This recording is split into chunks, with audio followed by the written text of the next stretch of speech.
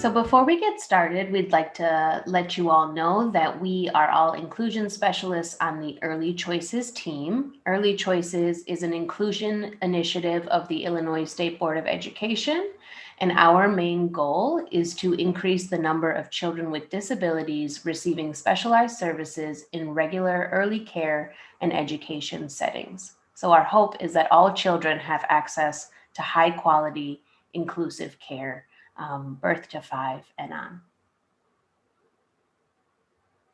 Today, what we're going to be discussing is child development and exploration so that we have a foundation for our understanding of outings.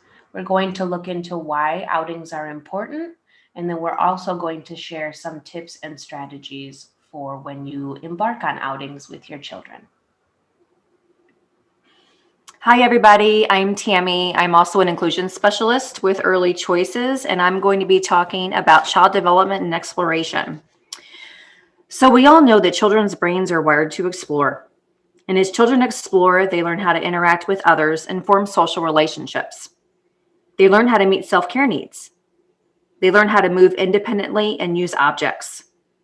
Children also gain problem solving, reasoning, and academic skills as they explore. Infants and young children's participation in physical activity is critical to their overall health, development of those skills, and maintenance of healthy weight. It's important to start this practice early on and build it into a routine that your children will expect, anticipate, and enjoy. Daily physical activity promotes young children's gross motor development and provides numerous health benefits, including improved fitness and cardiovascular health, healthy bone development, improved sleep, and improved mood and sense of well-being. Outdoor play is helpful, not only for promoting physical activity, but for overall well-being. Breathing in fresh air helps rejuvenate us. Having stretches where children can explore, walk, and run in new ways and for long stretches helps build more connections in the brain. Research indicates that time spent outside does not have to be for long periods at a time. Increments of just 10 minutes is useful. As I said earlier, children learn many things as they are given opportunities to play freely. Social development, self-help skills, problem solving and reasoning skills, strength, endurance, and balancing skills, along with many, many others. Outdoor play gives children and us a new platform in which to learn new things.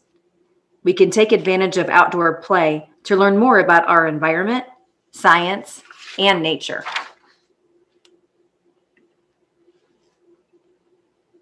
Opportunities can present themselves throughout the day for children to be physically active. Building movement in outings and being in new environments helps children learn better.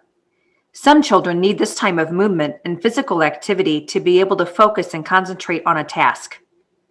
Best practice for the majority of children in early childcare settings is to have outdoor opportunities or gross motor activity at least 2 times a day. If it's a dreary day and you don't want to explore outside, you can set up opportunities in your home.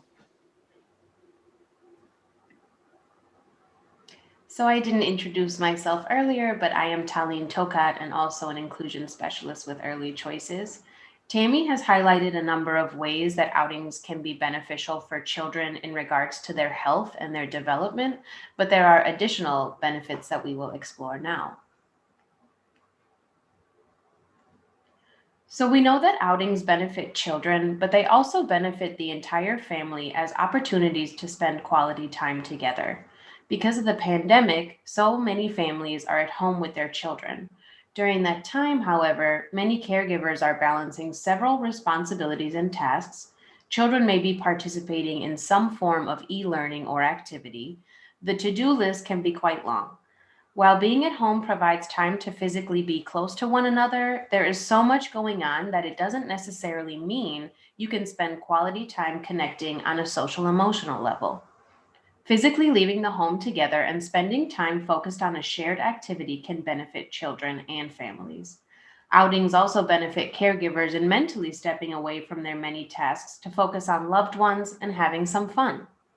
Strengthening those connections with family can be so positive and leave us feeling refreshed, but maybe a little tired, which also helps our mindsets when returning home. Any new experience is going to provide your child with a newfound understanding or perspective.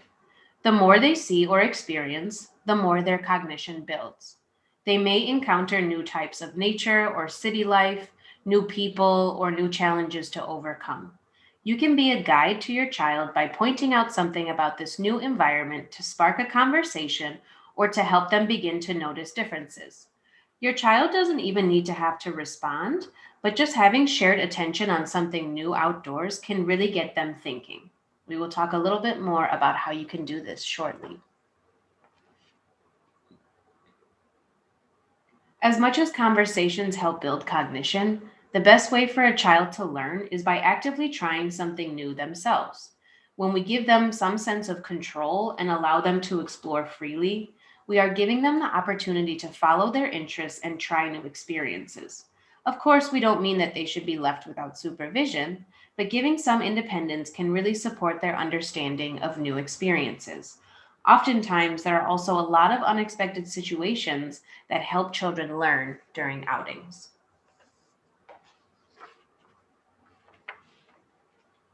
So, here we are going to think about ways to really support your children in getting the most out of your outings together. The first idea is to look. Even before babies can talk, they're showing you what they're interested in. Look into their eyes or what's catching their eye and begin to build with your child from there. We also have the idea of follow. Powerful moments are created when you let children lead the way and you follow by responding to their words, sounds, actions, and ideas. This also connects to our idea that children learn by actively participating and can make all the difference in how much impact an experience has for them. The next, which goes hand in hand with the ones that have come before, is the idea of chat. So it may not seem like it, but the sounds and gestures that young children make are their way of communicating with you. So talk out loud together, even if it feels a little bit silly, or if you think they don't understand you yet. And this will support your child in learning about the world around them. Take turns. So, the foundation of language, whether it be verbal or not, is the idea of back and forth communication. So, back and forth interactions between you and your child are one of the most important ways to help development. Be sure to take turns while you're talking, playing, or exploring with your children. Again, even if they are not yet verbalizing thoughts, you can respond to their babbles or even pause after a question without expecting a response. The next idea is to stretch what's happening within your interactions or activities. So make the moment last longer by building on what your child says or asking follow up questions that expand your child's thinking and learning. When you stretch the conversation with questions like, what do you think about that? Or how does that make you feel? You're stretching the building moments as well. It's important to keep the questions open ended so that children can really think about the experience as opposed to just answering a yes or no question and having the conversation end there. Now, some outings can be based solely in having fun with your child, while others may be related to having to run errands. So, these two are ideas that you can make errand based outings a little bit more fun. So, counting. You can incorporate counting into really any activity. When you're walking with your child, you can hold hands and count each step you take together. This will help your child become familiar with numbers and think it's a fun game at the same time. Maybe you can even make a counting game out of your grocery store list. So, for example, we need 3 bananas. Can you help me count? By making connections that numbers aren't just words to memorize, your child is beginning to learn math. The next idea is a game called Beat and Repeat.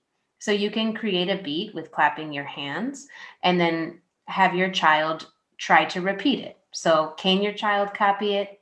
Your child can also create beats as well.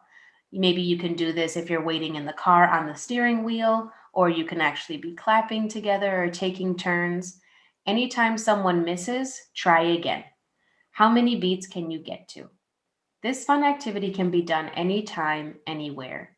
As your child copies your patterns and creates their own, they're developing self control and learning from their mistakes. And finally, we have the idea of playing Guess Who.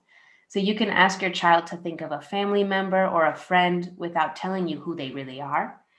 Have them give you hints until you guess who the mystery person is, and then it's your turn to play the same game.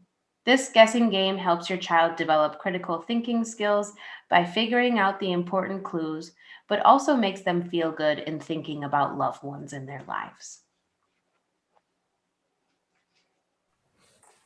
Hi, everybody. This is Emily Ropars from Early Choices, and I'm here to talk a little bit about tips and tricks with you. You may already have many strategies that will support your child in your toolbox, but we are hoping that we can offer a few more that could be helpful to you and your family. Remember, every child is unique, and you know your child best.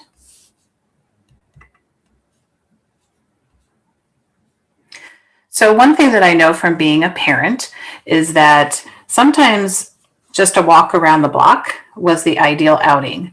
There are many factors that impact the ideal amount of time and stimulation for an outing for each family. For some children, for example, children with sensory integration challenges, a small outing can be ideal. Some days it works to go to the zoo and spend time there. Take what you know about your child to decide what is the right kind of outing. Even if we see on social media posts some extravagant and long adventures with kids, we don't have to try to keep up. We all know that lots of folks aren't posting their meltdowns, so the tantrums and the rough drives home, we don't see any of that.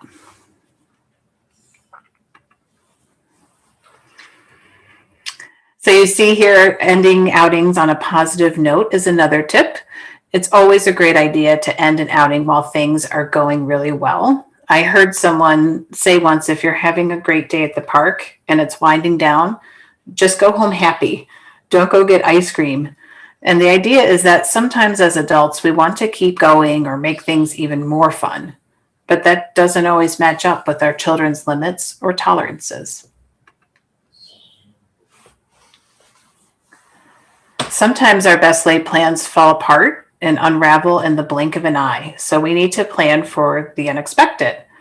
This is providing us with an opportunity to teach adaptability. Children are more likely to go with the flow if we are. If the park is closed, go on a hunt for anthills. We can acknowledge our child's feeling of disappointment and then model for them how to change gears.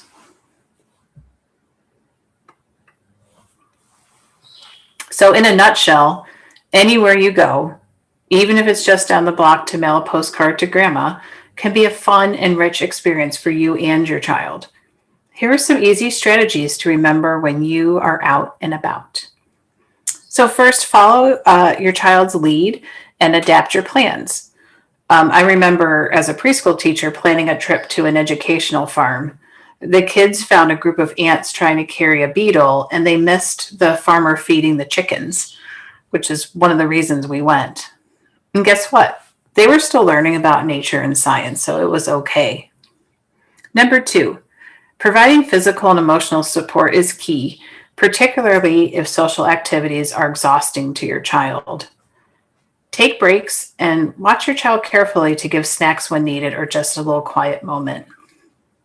3, just talking about what you see is providing support for your child's thinking and language skills. So take that minute to describe what your child is seeing and doing, and just label their actions and feelings and ask those open-ended questions like Talene had mentioned earlier. And 4th, smile, laugh, and just show delight in being outside with your children and have fun. So what if you're not going to Disney World? If you give your child your full attention and have fun rolling an acorn back and forth under a tree, you're deepening your relationship, and that is what it's all about. So here we have some additional resources to share with you. All these links are in the comment or the description below. So if you go ahead and head to our description of the video, you'll be able to click directly on these links.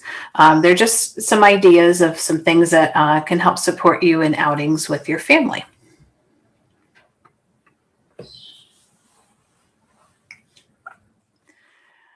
So thank you so much for watching. We have lots of other resources available on our webpage and also on social media. Our Facebook, Instagram, and Twitter accounts are all at Early Choices ORG. Take care and have fun.